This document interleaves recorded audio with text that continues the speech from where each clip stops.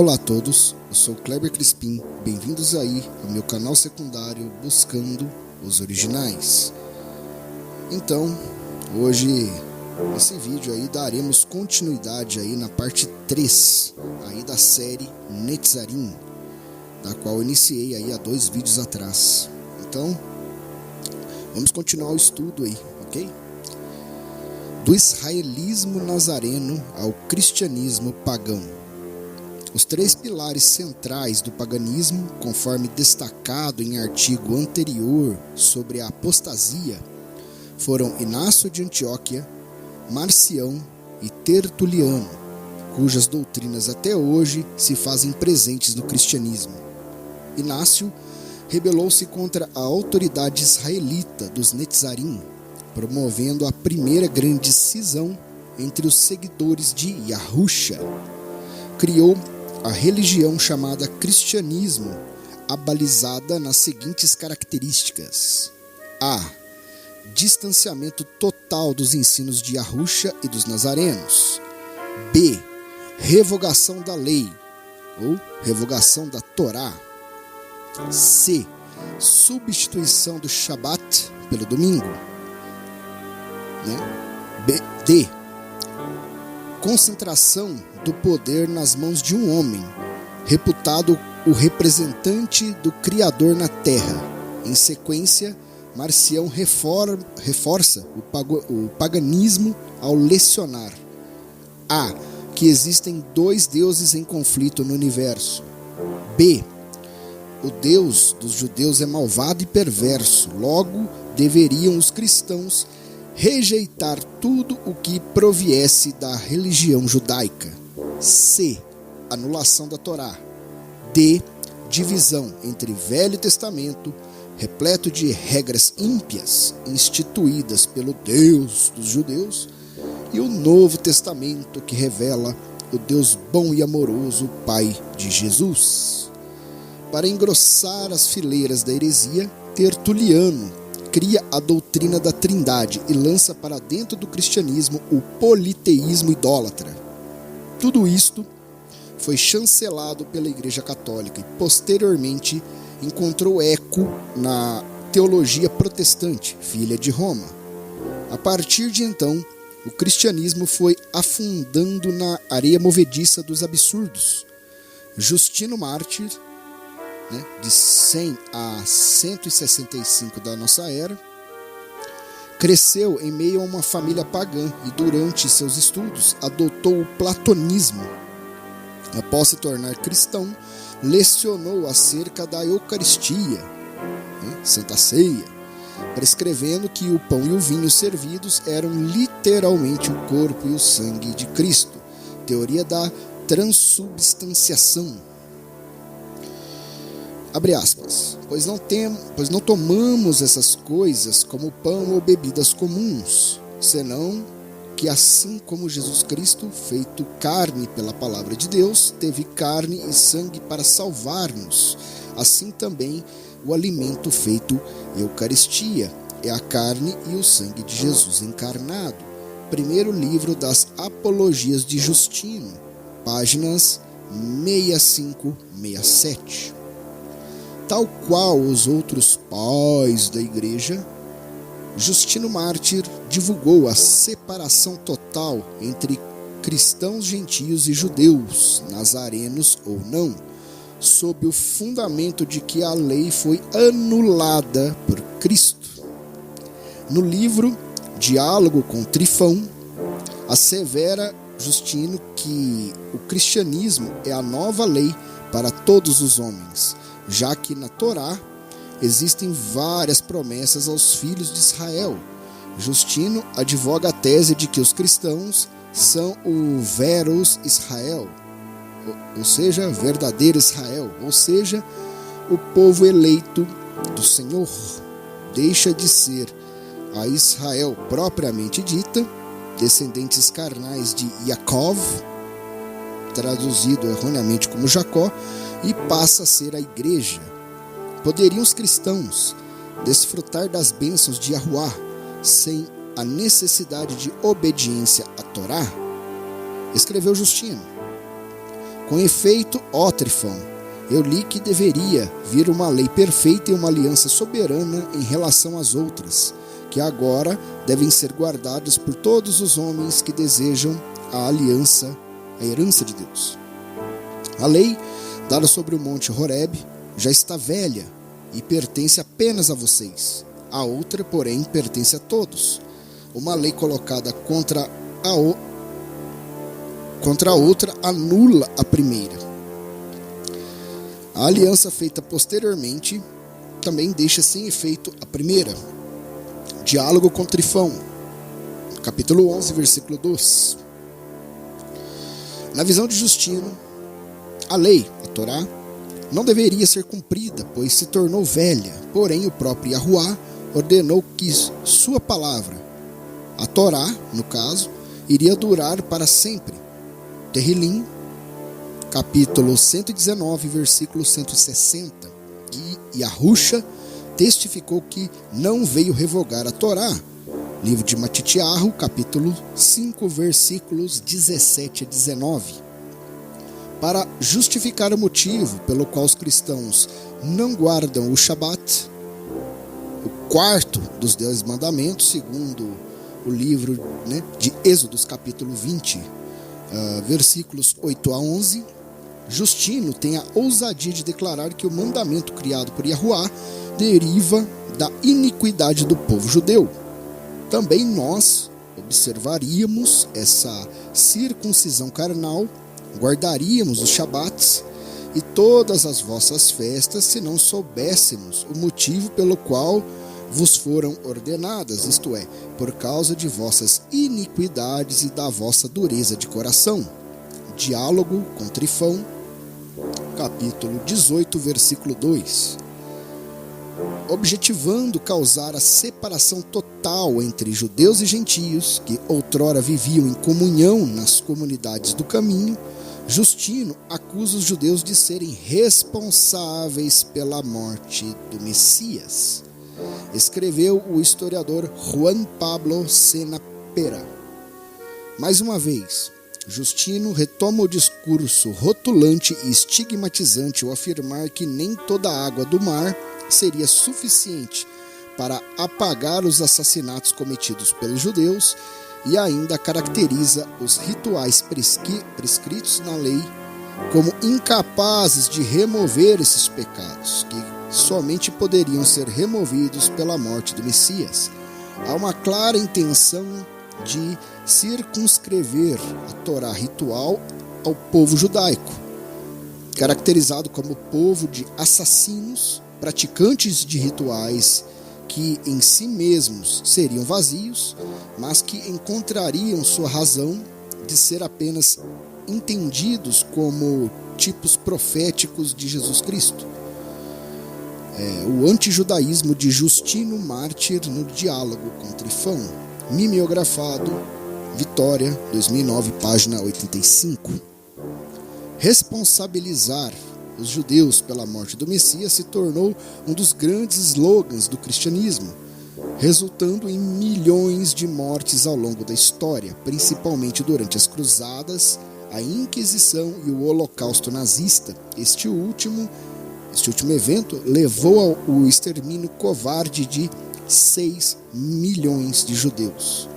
Muitos protestantes e evangélicos lavam suas mãos achando que suas igrejas não participaram da chacina, não sabendo que Martinho Lutero incentivou o assassinato de judeus e sua obra foi usada por Adolf Hitler ao propagar o antissemitismo no livro Mein Kampf.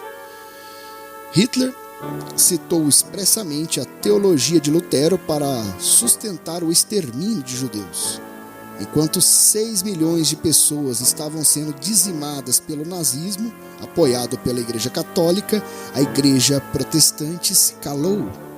Preciosa e verídica a parêmia popular, quem cala, consente. Prosseguindo na manchada história da Igreja Cristã, Irineu de Lyon, entre os anos 130 ao ano 202 da nossa era, divulga o dogma de que Maria permaneceu perpetuamente virgem e é corredentora e salvadora ao lado de seu filho Yahusha. Inicia-se a adoração à Virgem Maria, que passa a ser considerada a Mãe de Deus. Maria, embora tivesse marido, ainda era virgem e, obedecendo, tornou-se causa de salvação para si e para toda a raça humana. Irineu de Lyon, contra as heresias, capítulo 3, versículo 22. Incrível, né? Vamos continuar aqui. A Virgem Maria, sendo obediente à sua palavra, recebeu do anjo a boa nova de que ela daria luz. Deus. Irineu de Lyon, contra as heresias, livro 5, capítulo 19, versículo 1. Apesar de ser óbvio, lembra-se que Miriam, né, que foi traduzida aí por Maria, após o nascimento de Yahusha, teve relações sexuais com Yosef, né, traduzido por José, nascendo da união vários filhos e filhas. Isso está escrito no livro de Matitiahu, capítulo 13, versículos 53 a 56. E mais, Yahuwá é o Criador e não uma criatura, onde se conclui que não existe a figura da Mãe de Deus e tão somente a mãe terrena de Yahusha, enquanto aparência humana. Outro grande problema da igreja gentílica diz respeito ao abuso da interpretação alegórica. Os cristãos, que eram oriundos do paganismo, tentaram conciliar o pensamento semita contido no Tanar, né, o Antigo Testamento, com a filosofia grega, usando um método de exegese que extrapola a literalidade do texto. Eis alguns exemplos. Justino afirma que Lia representava os judeus, Raquel simboliza a igreja e Jacó é Cristo, que serve a ambos. A atitude de Arão e Hur, que de sustentar as mãos de Moshe, simboliza a cruz. Justino afirmava que o Antigo Testamento era pertinente aos cristãos, mas essa pertinência, dizia ele, era percebida por meio da alegorização. Irineu morou em Esmirna. Ele, Irineu, afirmou, por exemplo, que os 3 espias, e não 2, que Raabe escondeu, representam Deus Pai, Deus Filho e Deus Espírito Santo. Pessoal, tá difícil continuar aqui, né? Tanta heresia, mas vamos continuar, vocês têm que saber da verdade. Vamos lá. Em sua excessiva alegorização, Clemente ensinava que as proibições mosaicas de comer porco, falcão, águia e corvo, aí no livro de Vaikra, né, Levíticos, capítulo 11 e capítulo também 7, nos versículos 13 e 19, representavam respectivamente a ânsia impura pela comida, a injustiça, o roubo e a cobiça. No episódio em que 5.000 pessoas foram alimentadas, que aparece no livro de Lucas, capítulo 9, entre os versículos 10 e 17, os 2 peixes simbolizam a filosofia grega. Isso está descrito no livro As Miscelâneas, capítulo 6, versículo 11. Mediante a alegorização, Orígenes ensinava que a Arca de Noé simboliza a igreja, que Noé simbolizava Cristo. O episódio em que Rebeca tirou a água do poço para os servos de Abraham significa que devemos recorrer diariamente às Escrituras para ter um encontro com Cristo. Na entrada triunfal de Yahusha, a jumenta representa o Antigo Testamento, o jumentinho o Novo Testamento, e os 2 apóstolos, os aspectos moral e místico das Escrituras. Orígenes desconsiderou a tal ponto o sentido literal e normal das Escrituras, que seu estilo alegórico passou a ser caracterizado por um exagero incomum. Como disse certo autor, era fantasia desmedida. Né? Aí está no livro A Interpretação Bíblica, né, do autor Roy Zuck, da Editora Vida Nova, ano 2008, páginas 39, 41 e 42.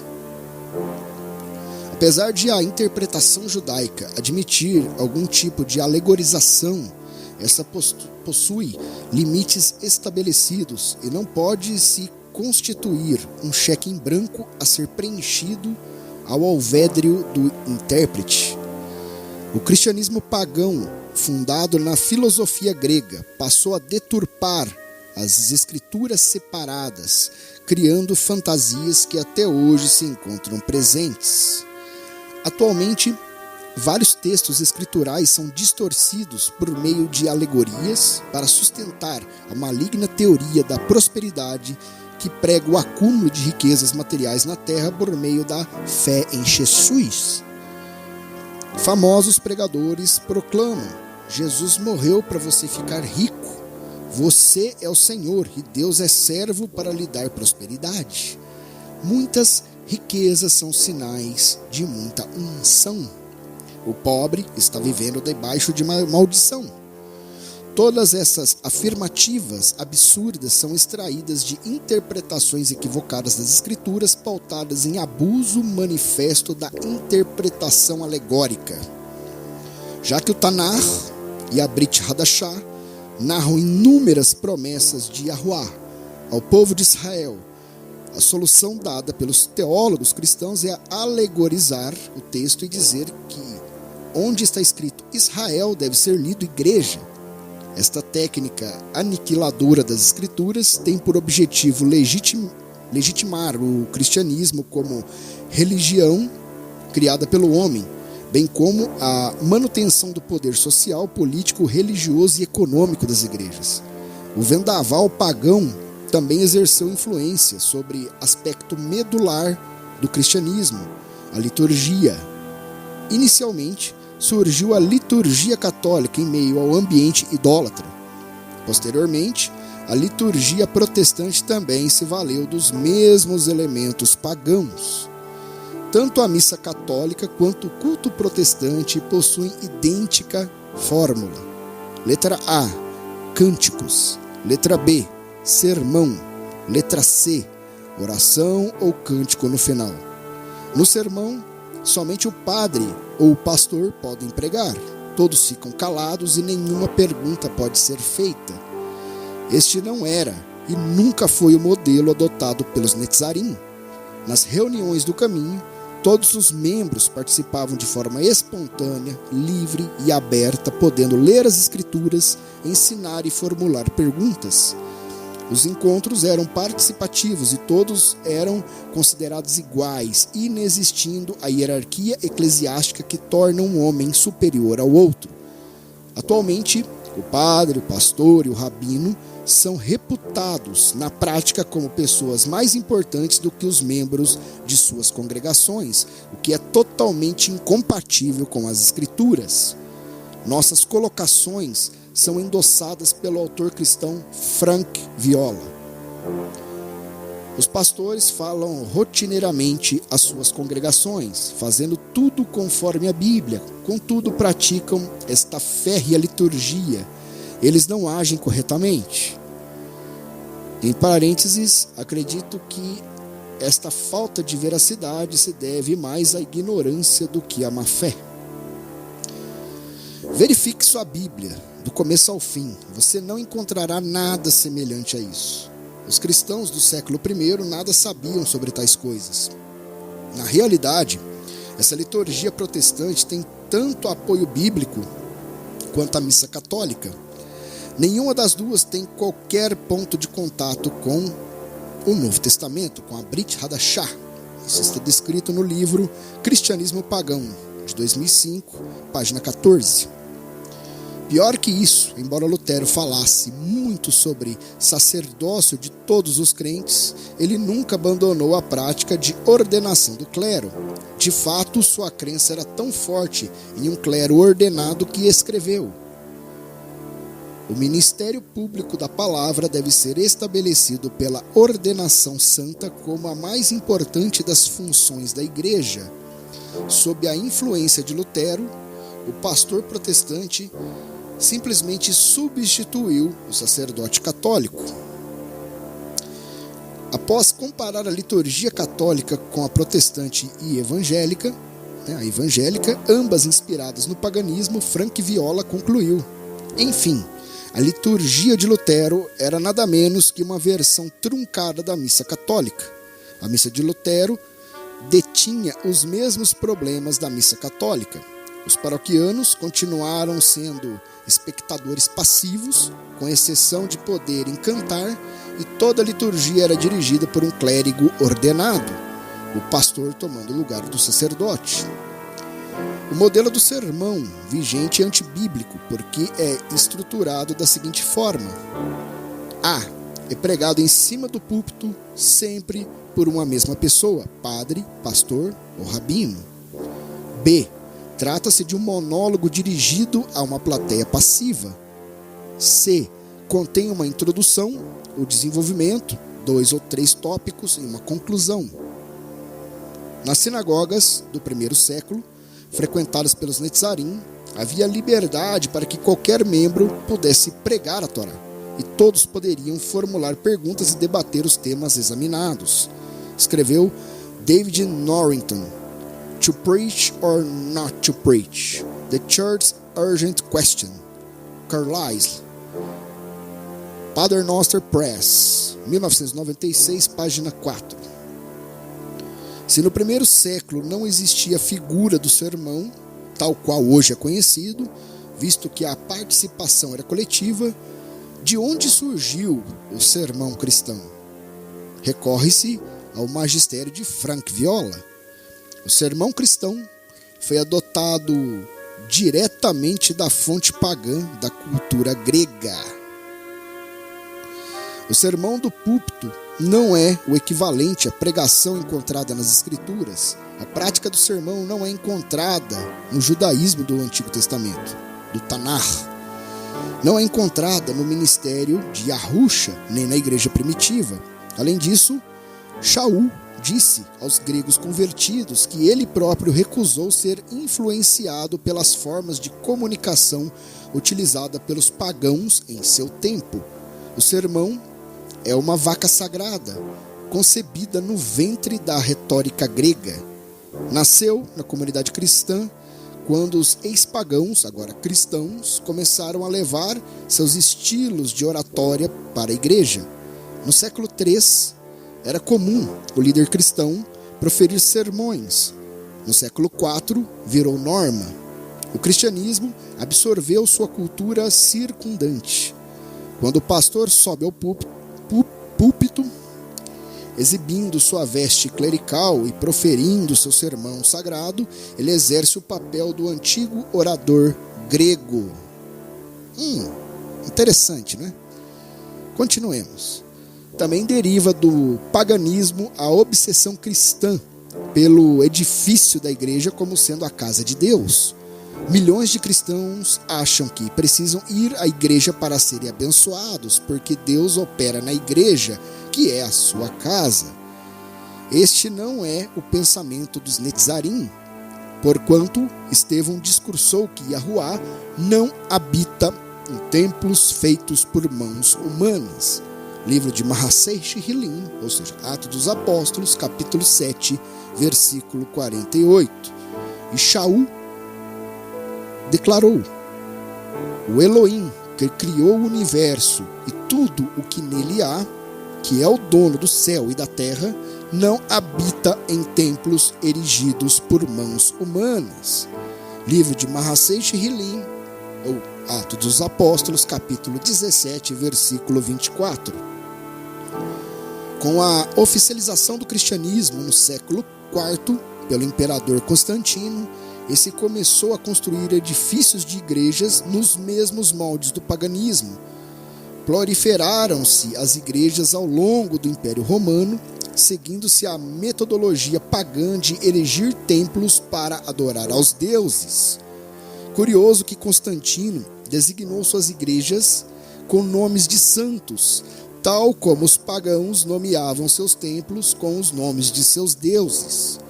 Os edifícios tornaram-se lugares sagrados, dotados de uma aura mística que abençoaria seus frequentadores. Tal noção profana subsiste até hoje no âmbito das denominações cristãs, católicas e protestantes, explícita ou implicitamente. Quem nunca ouviu pastores falando na televisão: venha para o culto da nossa igreja e você sairá abençoado? Aliás, certa vez ouvi um evangélico dizendo a outros: vocês não devem orar em casa, porque a bênção não está lá. Vocês devem vir para orar nos cultos da igreja. Isto é, nada mais, nada menos do que idolatria ao local de culto.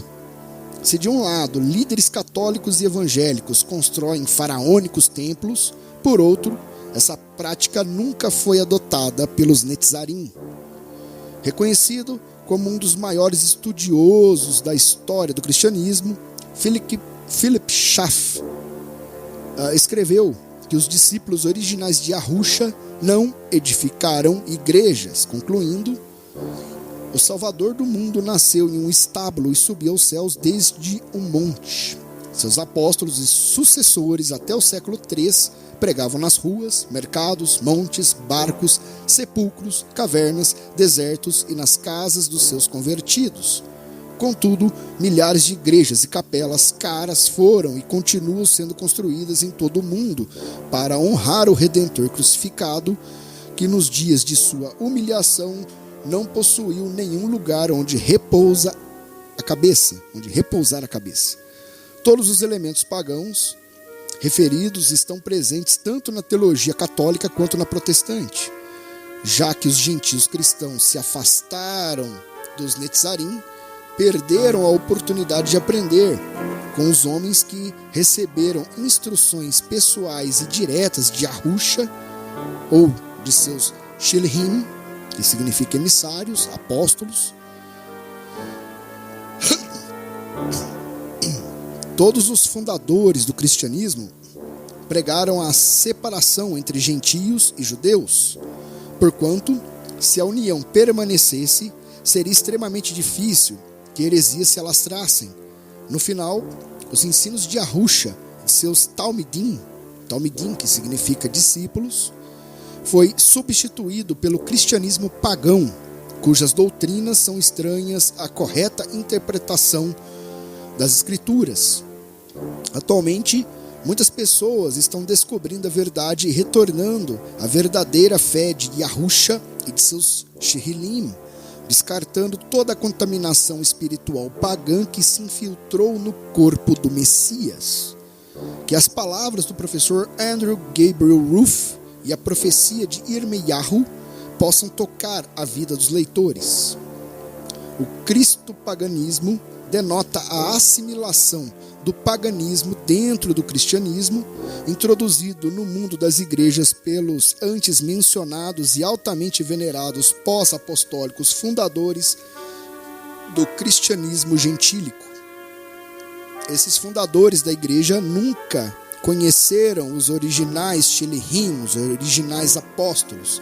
Nenhum deles teve as instruções de Yahuwah sobre justiça escritas em seus corações. De fato, estes prematuros filósofos cristãos e oportunistas não tiveram mais conhecimento em primeira mão dos ensinos de Yahusha e Shaul do que os teólogos de hoje. Porém, atualmente, acessando os escritos em aramaico do Novo Testamento, podemos comparar por nós mesmos os escritos dos pós-apostólicos fundadores do Evangelho cristão e ver que estão muito longe da original fé nazarena. Apesar do rude, cruel e odioso ataque contra a fé nazarena pela multidão de opositores que são ignorantes nas Escrituras, está crescendo o número de judeus e gentios que estão retornando para Yahuwah e vivendo a fé em Yahusha, o Messias, que foi entregue para os justos. Claramente, há uma forte diferença entre o que os pós-apostólicos fundadores da igreja gentia ensinaram e o que os originais Shilhim, emissários do Messias, viveram e ensinaram. O movimento nazareno nos dias de hoje é o cumprimento da seguinte profecia: Yahuwah, minha força e fortaleza, meu refúgio no dia da aflição, Os gentios virão a ti desde os confins da terra e dirão: nossos antepassados herdaram mentiras, vaidade e coisas sem nenhum proveito. Por acaso fará um homem deuses para si, que contudo não são deuses? Portanto, eu lhes farei conhecer de uma vez por todas. Eu os farei conhecer minha mão e meu poder, e eles saberão que meu nome é Yahuwá. Irmeiahu, capítulo 16, versículos 19 a 21. Então é isso, pessoal. Hoje, né, nesse capítulo, nós conseguimos aí analisar. Muita coisa foi modificada no decorrer aí a partir entre os anos de 98, quando Inácio se revoltou contra a liderança israelita da igreja, da verdadeira igreja, da eclésia, que do grego significa chamados para fora, até o ano de 322, 325, que foi quando o imperador Constantino declarou que o cristianismo era a religião oficial do Império Romano. Então, o que nós vimos até aqui, é que muita coisa foi modificada. Desculpem. Diversas heresias foram criadas, muitas coisas totalmente anti-escrituras, muitas coisas antibíblicas, e as pessoas não entendem que devem sair do sistema religioso, porque não existe nada do verdadeiro Messias lá, nada das verdadeiras escrituras, talvez uma sombra do que era a verdadeira igreja. Então, vem através desses estudos trazer essas verdades para vocês. E até aqui agradeço muito por vocês estarem assistindo essa série ou ouvindo. Optei por esse modelo que é uma forma de que você possa também ouvir, né? Mas prestando atenção, claro. E claro, agradeço a todos aí por essa terceira parte. Em breve retornaremos aí com a quarta parte, que falará aí, certo? Falaremos aí do relacionamento entre os Netzarim e os judeus não crentes em Yahusha. Ou seja, já falamos sobre o lado cristão, agora iremos falar sobre o lado judaico, que atacam a eclésia, que atacam a verdadeira igreja. Então é isso, pessoal. Que o Altíssimo Yahuwá Tsevaot abençoe a ti e a tua casa que esteja ouvindo esse áudio, que chegaram até aqui. E muito obrigado, pessoal. E até o próximo vídeo.